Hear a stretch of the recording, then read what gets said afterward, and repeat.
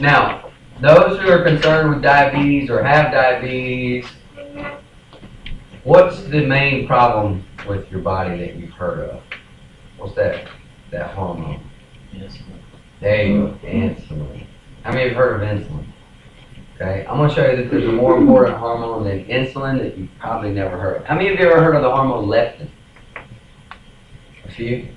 Do you know how important it is? So you've heard of it. I'm going to show you. Now, the reason you haven't heard of it is because, and I'm going to go over in detail. I'll tell you. The reason you haven't heard of it is they've just recently found how important it is. It's more important than insulin. They're still doing studies on it, but guess what they have not found? This is the reason your medical doctor hasn't told you about it. There is a blood test for it, but the reason your medical doctor hasn't told you about it is because guess what there's not on the market to elevate it? A drug. And I'm going to show you it's the most important hormone in your body. And it's scary, and I won't ever attack the medical community, but the whole point, if we've got that $1 million racehorse, what do we want him to do for us? Make us some money. Yeah. If you guys come out with an invention, how many of these hats probably were sold? Okay?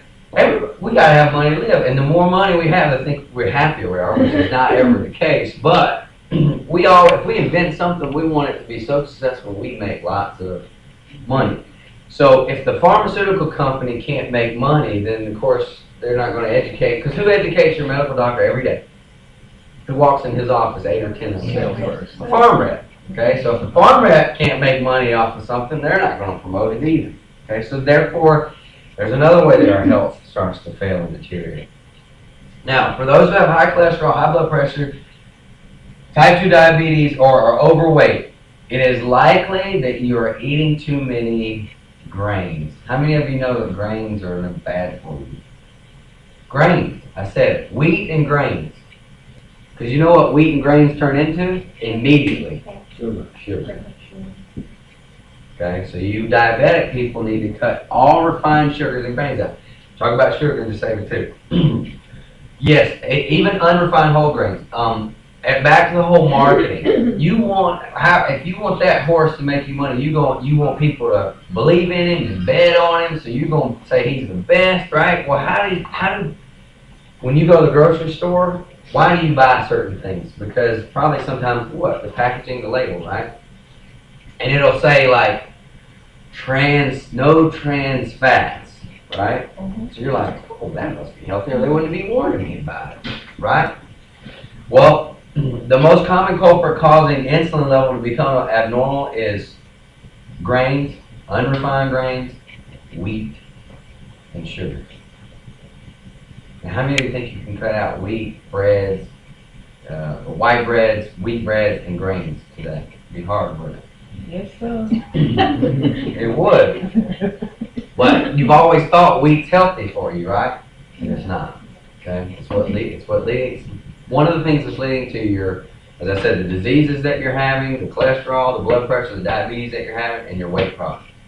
Okay? To the sugar, while we're on diabetes. I won't point anybody out, but if somebody will speak up that has diabetes, well, you have to watch your blood sugar intake. Don't you have to watch what you're doing, what you're taking, what you're eating? Sometimes you have to count. People, we had a patient coming this week with a pump. She's on pump therapy, so she has to constantly regulate what she's eating and check, her insulin levels. Now, so sugar. How many of you ever heard of stevia? Oh, good. Okay. I've got samples of that as well. So I encourage you today when you go to lunch, for those who like tea, I encourage you to get an unsweet tea and pour this packet in there and tell me what you think. Okay? It is a natural sweetener, and when I say natural, there's another marketing ploy on the ingredients labels. It'll say natural flavors. How many of you know how many of you think that's good? When it says natural flavors. Yeah. You would think. Natural flavors is another term they can loosely use for MSG. Because my brother, he's a dentist for those who know him, and you know those silver amalgams they put in your mouth? You know 49% of that silver amalgam is actually what? Have you seen how they handle it? They got on gloves, a mask, and they use tools. Guess what's in it? Mercury. It's 49% mercury, but it's not called a mercury filling because guess who would get them? Nobody. Okay, mercury is the second most toxic substance known to man. And I will show you a video. What's cool is while you're watching this video on YouTube, go type in the smoking tooth. And they take a tooth from someone that's been extracted with a mercury filling on it, and he rubs just anything from a pencil eraser, he scrapes it, and they put it on a phosphorus screen, and you actually see the mercury vapors coming up. So for them, me and my brother had arguments about this. He says, it can't reach into your body. It's there. It absolutely can. And some of your health problems are coming from heavy metal poisoning. The only way to get heavy metals out of your body is through chelation therapy. That's a whole nother topic. It's a very, very sensitive process that you have to take vital steps to, or you can die. Okay? So for those, like I said, that's another topic we can have another day. Now, I'm not saying go have all your mercury fillings taken out, because there is a process that you need to see a dentist who does that kind of work. Okay? Because you have to do the chelation. And I don't even know what the cost of that type of stuff is. But for future reference, for those who need any kind of new teeth, go ahead and, if you got to invest a little more money, get the porcelain or don't get the silver amalgams. Okay? So the stevia, many people use what? Instead of stevia that you haven't heard about, what do we use instead of sugar?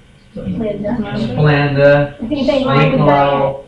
I'm about to tell you. Equal. Now, what is aspartame? Aspartame is a neurotoxin. Guess what it destroys?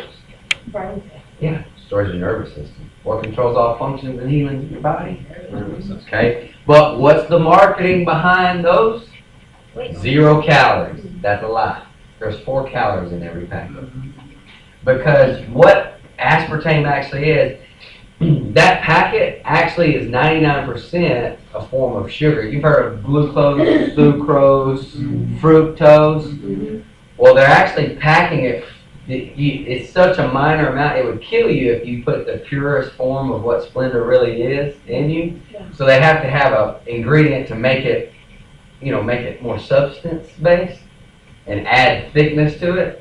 So it's actually 4 calories. Well, the FDA, like I was saying about silver amalgams, if it's less than 50%, you can call it something else. Well, if it's less than 5 calories, you can say 0 calories. Your government allows people to package things that way. That's still better than sugar. No, this is one. Well, we didn't, if I didn't make the point, of course, sugar is the worst thing we've ever invented, but what is it? It tastes good, it's addictive, and somebody's making lots of money. So that's why they keep pumping you full of it, because you want more. It tastes good, doesn't it? Now, to how aspartame was found, Splenda, Sweetlow, and all those things. Okay, some of you heard the story. I love the internet. Now, you can get good and bad information off the internet, so be careful of your source. But back in 1975, or 78, I believe it was 75, they were developing this insecticide overseas. All right? And there was a young student who was working in the plant and in the lab, and due to the sound and the noise and the communication gap, there was a very bad miscommunication. As I said, it was an insecticide that they were making. Well, the supervisor told the student, or the guy that was testing it, he said, "Will you go test this?" He misinterpreted him and thought he said, "taste." He tasted the insecticide and it tasted sweet. So in 1998, one of the American business guru companies found out about it and found they could make more money selling it as a sugar substitute than they could as an insecticide. I'll prove it to you. Go find your ant bed and pour your aspartame things on it and watch the ants die. So what is it doing to your body? Okay. My mom just walked me back there, and she's the worst. It's an all artificial food. So those things need to be removed from your diet immediately. I'm upsetting somebody. We're gonna have to quit drinking water too then. Well, I mean, chlorinated water.